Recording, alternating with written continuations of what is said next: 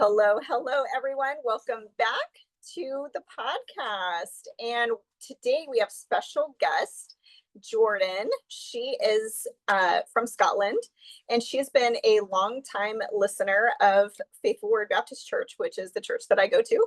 And so I brought her on to share her story and different topics that we have in mind to talk about today. So welcome back. Jordan, thank you so much for coming on today. I love hearing the stories of people around the world that have heard, the gospel message and gotten saved and now are preaching the gospel themselves. And so tell us a little about yourself and a little about your testimony. Yeah, so I'm Jordan. So I'm actually from the south of England, but living now in Scotland. I have been married 10 years, and we have 4 children. We've got 2 boys and 2 girls. We're in a really lovely church up in Scotland. Um, I grew up in like a non-denom church, but I didn't get saved until later on in life. And I actually got saved through listening to Pastor Anderson. So yeah, that's Very 10 years cool. ago, so just after we got married. So yeah. Very nice. And so you heard about the gospel actually through one of the documentaries, right? Through the New World Order Bible versions. Yes, yeah. So I grew up on any kind of Bible, just, close your eyes and pick.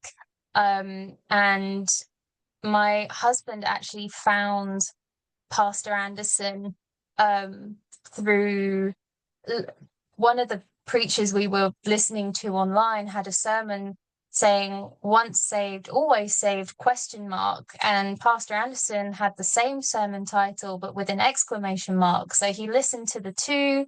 And, Pastor Anderson just blew this other guy out the water with all the Bible, like with all the proof. And yeah, then we watched New World Order Bible versions together, and that's what got me saved. And we've been listening and watching ever since. So yeah.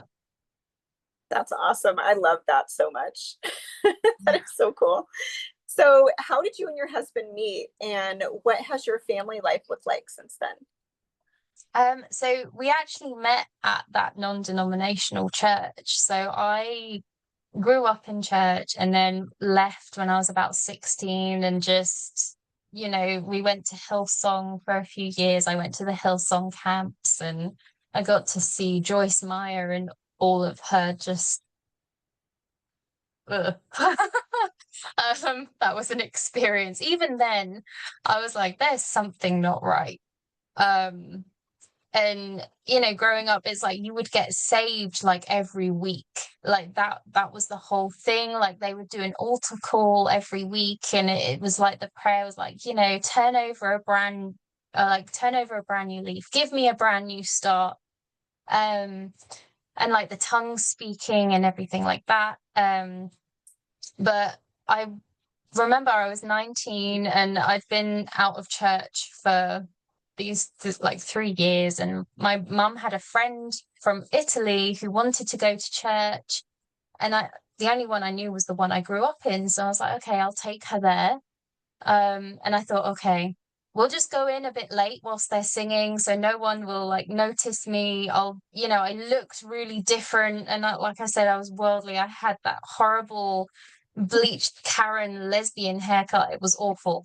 I look back now and I can admit, like, I was not in my right mind. And I thought, okay, no one will see me. It's fine. We'll just go in and come out again. And the pastor actually saw me and called me up in front of everyone. And it wasn't a small church either. And my heart sank. I was like, oh, no, I thought I was going to get smited just by stepping into church because of all the stuff I'd been up to. I was like, oh my goodness. But then I I saw all my friends and reconnected, and they encouraged me to come back And I did. And the second time I was there, I actually saw my future husband. I didn't think that at the time. I was like, oh, that's a pretty good looking guy. I'm like, But I'd kind of like said to myself, yeah, I'm going to be single. I'm just going to focus on God. Like my heart was in the right place. Like I did want to reconnect to that way of life. So it took my husband and I about 6 months to even talk to one another, but we were always kind of aware of where each other was. And so we went on a date on, I remember it, on the 8th of March in 2013, and we have spoken every day since. We had like a 7-hour long phone call, and yeah, we've spoken every day since.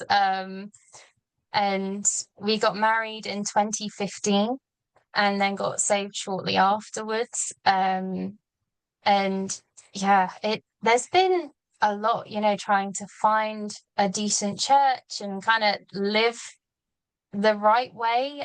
We were kind of starting from scratch in our knowledge, like everyone as a new Christian, you want to do your best, but sometimes you just don't know what you're doing. You go down all those different rabbit holes. So we actually moved to Scotland to find a church. And I'm so glad that we did, because now we're at the church we're at, and it's lovely. Like it fits us. That is so wonderful. Yeah. I'm so glad to hear that you're in a good church. So tell us about your church and what it's like and how you've been involved there. Yeah. So our church is called a gospel hall, and there are different gospel halls. They're kind of the same, but each of them are run separately throughout the world. So they're right on salvation without a shadow of a doubt. Like we know that like people in our church are saved. They preach the right gospel.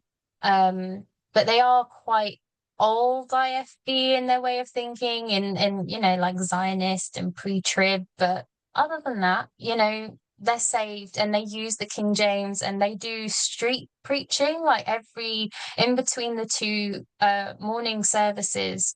So they have what we call communion, they call breaking of bread every morning, and then they have the ministry meeting. And in between those two, they go out to like the local they have different stances where they just, preach the gospel on the megaphone. And we've actually started sort of going door to door whilst they do that in where they are. And yeah, we really enjoy it. We like the people. It is a family, which is, with having young kids, is a big thing for us. Like church is supposed to feel like a family. You're meant to feel at home, which exactly we do. Good. That's wonderful. So you mentioned that while the street preaching is going on, you and your friends are out doing the soul winning. So tell us about your soul winning group and your Bible study that you have going, and how those have been an encouragement for you. Yeah, so there is a soul winning group chat that we have, and a Bible study. There's a couple of Bible studies. So there's one that's kind of for like new believers, that friends of mine kind of started and we joined, and then there's the soul winning and fellowship. So it is just on Saturdays, the same as the Omi TV. So the Saturdays they're doing that, a group of us, and it's country. Like there's some in Bristol, there's some in London, there are us in Scotland, and we share our numbers and just tips. And on Tuesdays and Fridays we have a Bible study where we just go through the book of the Bible and just share our thoughts and just chat with one another and have that fellowship, which is great. We need that. And sometimes it is hard when if there are people that are in old IFB churches but are kind of new IFB. I don't like that terminology, but you know what I mean. Like we're not Zionists, we're not, pre-trib. Like it is nice to have like-minded believers that you can just open up with and Right. and poke fun at different things that might get you in trouble with people that believe the other way.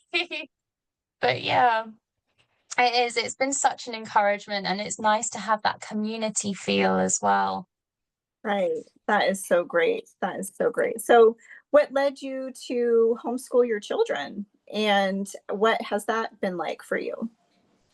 Yeah, so it's so in England there's a difference. So there's homeschooling, which is basically you enroll your children in a school, but you do it at home, and then home educators. So what you do in America is homeschooling, we call home education. Mm. And that's what we do. We home ed our kids. And it was basically from the get-go, like once we got saved, we're like, right, we're gonna do that. Like we feel it's biblical. That's what wives are called to do, and that's what we've always wanted to do. And the education system in England is not that great. And we were like, you know what, we made the decision, and we were like, Lord, it's up to you. And you know what, he's really blessed us in the sense of we can live off just my husband's wage. On, there's six of us living off one salary. And the Lord is really really blessed us. It's amazing. I think the community over here, again, I'm comparing sort of what you see in America and what you hear about in America to over here. It's quite a mixed bag. In like the Christian groups, it is just anyone that classifies themselves as a Christian. So you have Mormons and Jehovah's Witness and Catholics and everything in just one big mishmash. Right. A lot more people are choosing to home educate their children. But I don't, maybe it's me, I'm not sure, but it doesn't feel like as big of a community up here. It's more isolated than it seems to be in America. But we don't mind, our four kids are friends with themselves. They have, they do kickboxing and things like that. And I'm like, they can have like their friend when they're older, and they can choose for themselves, and they're a bit more experienced in interacting, like, protecting themselves from people. I think that's a big thing, especially when it comes to faith. Right. I think yeah, I may be a bit overprotective, but I don't know, maybe other people in the UK feel that same way. But yeah, that's just how I've found it. But we have a few good friends that home ed, and again, up and down the country. So we try and chat with each other and do sort of online classes when we can, which is really nice. That's wonderful. You can get together with like-minded people because it is tough. It is tough. So it's good to have that support and that fellowship, whether it be, with church or through homeschooling. Yeah, but you do have to be careful. My boys like to hang out with other kids too, but we try to not let it be too much. And Caleb is actually really good. He always tries to give everybody the gospels. Oh, He that's so kind of lovely. does, he has his own protection mechanism, just preaching the word of God. If it's the wrong dude for him, they typically will just go away. Yeah. So My it's good. 5-year-old or my 6-year-old was with the neighbor, and he was like, I don't know, he was breaking, the neighbor was breaking something. I just heard him say, God hates that. Your mummy has said no. God hates when you don't listen to your mummy. I'm like, I love that. I love yeah, that. Good. It's good that they can encourage other kids to like listen to their yeah, parents, and they yeah, can quote the Bible verses to them, and that's oh, beautiful. I love it. definitely. Good. You guys are doing a great job. So from your perspective, what is Mhm. church like in the UK? So we've been to two churches up in Scotland. So when we first got saved, we were down south, so just outside of London. And we were looking for like a KJV only saved church. And we thought we'd found one. Um, But yeah, when the pastor kind of said, "Oh yeah, I got saved reading the Bible," we were a bit like, mm, I don't know. Um, like it was just a bit iffy. So that's why we decided to come up to Scotland. My husband kind of scoured loads of churches and emailed so many different pastors. And the first church we were at, it was actually an American missionary Baptist church that we were at. And again, it was just very old IFB. So again, lovely people, just maybe a bit stagnant or comfortable. It's that, we're here, like, let's not ruffle any feathers. We're just going to exist, and we know we're, you know, that. And it's like we want to solve it. Like we want to reach people. We want to connect with other people. So we want our kids to know other kids, and it was very not that way inclined. And we actually found our church now because we got baptized. They have a baptismal hall, and so our church used their hall for our baptism. And my eldest son, actually got saved at one of their Christmas services. And after that, we were like, you know what? We should just go here. There are more kids, like they're teenagers, but there are more kids, and there's a big network in Scotland of these churches, which again, myself, I don't utilize enough, but there are always conferences going on. And again, it's that community that you want, and to encourage kind of our kids to interact with other believers, and like that bigger community of saved people, and maybe to even try and influence people. It's like, there is a different way that you can win souls than just on a megaphone. Like you can go and knock on doors and things like that. So trying to be a light for them as well, which is daunting but exciting at the same time. Well, you guys are doing an amazing job with that. So keep doing it. And I'm excited to hear about the progress. And hopefully today's podcast will invite more friends that are in your area to find you guys and, find the church that you go to, get involved in the soul winning groups that you guys are doing, or maybe the homeschooling. Maybe you can find more friends that way.